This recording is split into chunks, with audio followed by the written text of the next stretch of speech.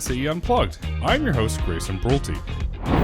Imagine if there was social media and iPhones in 1908 when a 26-year-old West Point graduate from San Francisco named Lieutenant Thomas Selfridge unfortunately became the first person ever to be killed in a plane crash. Would the advancements that the Wright Brothers were making be put on hold? Would the industry be shut down by the cyber soldiers of today who aggregate for change without knowing the full facts? Possibly. The pilot that day? None other than Mr. Orville Wright. Did Orville Wright push the boundaries of what was possible? Yes. Did Orville and his brother Wilbur pave the way for the jet age? Yes. When new technologies are developed and commercialized, there's always risk, and Orville took a risk that early evening when Lieutenant Selfridge boarded the plane as he weighed 175 pounds. This was the heaviest person that Orville had ever taken up for a flight. There was 2,600 spectators on hand that day as the plane made its way down the makeshift grass runway in Arlington, Virginia under clear, cool skies. Due to weight, the plane took off very slowly off the grass, slower than normal, hitting 40 miles per hour at an altitude of 125 feet. A piece of the propeller broke off as Orville took control of the aircraft. The engine began making noises, and Orville turned it off to glide back to the ground. Unfortunately, instead of gliding safely to the ground, the plane twisted, then plunged straight down. In the words of Orville, the plane plunged straight down like a bird shot dead in full flight. In other words, it was over. The plane hit the ground with a terrific force, causing a loud boom and a swirling dust cloud. Orville and Lieutenant Selfridge were pinned beneath the blood-stained wreckage, faces down. Orville was conscious and Lieutenant Selfridge unconscious.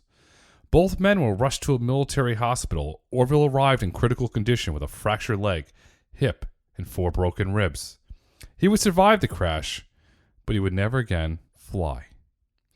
Lieutenant Selfridge arrived unconscious with a fractured skull and was pronounced dead at 8:10 Eastern Standard Time on September 17th, 1908.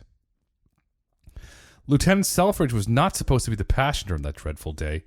It was supposed to be none other than sitting U.S. President Theodore Roosevelt. President Roosevelt had a thirst for adventure as he became the first U.S. president to ride in a submarine diving beneath the waters of Long Island Sound in 1906. This adventure startled the country.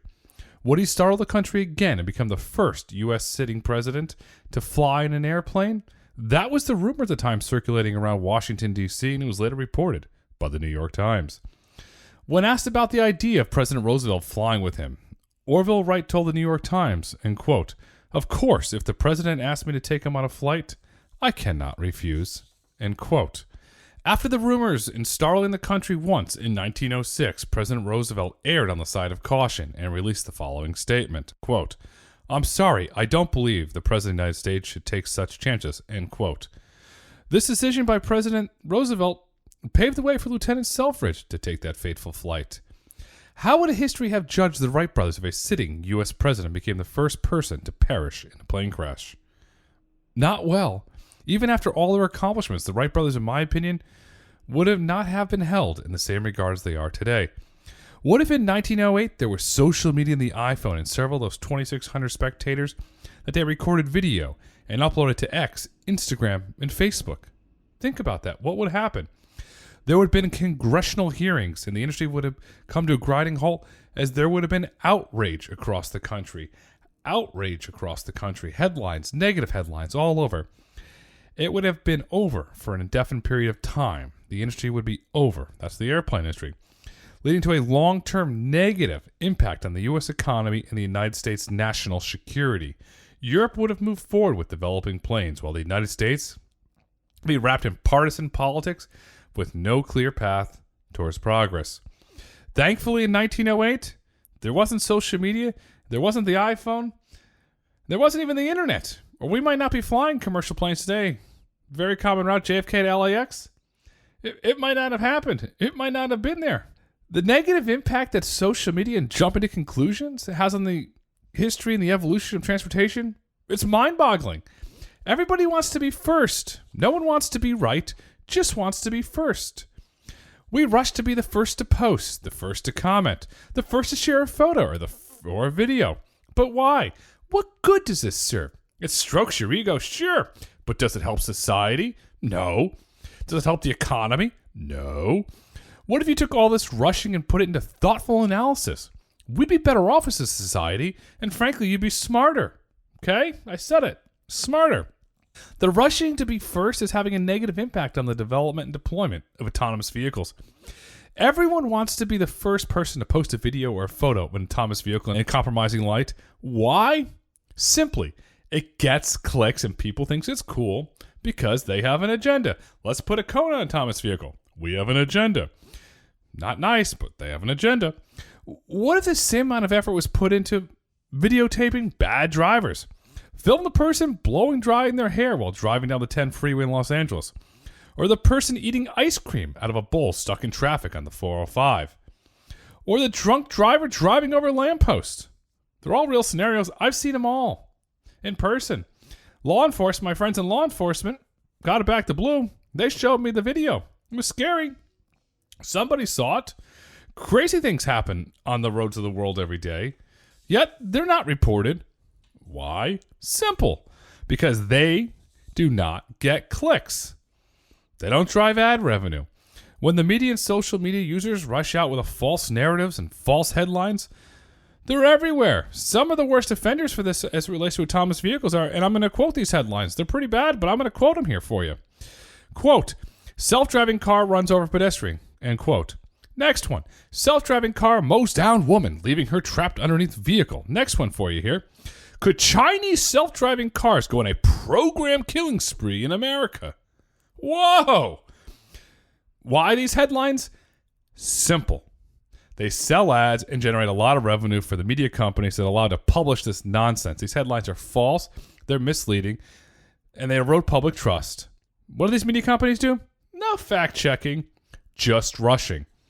If this were 1908, could you imagine the headlines? They'd be something like this. Airplane kills human. Wright Brothers failed. Time to ban airplanes. Airplane almost killed President Roosevelt. The mob would have derailed what we have today. This behavior is not healthy, and frankly, it's sad. It's time for us to come together to embrace the future and not look to drive clicks for our own selfish gain. Autonomous vehicles are the future, the same way planes were the future then. Today we are having our Wright Brothers moment. History will be written this decade, and vehicles will drive themselves all over the country and all over the globe.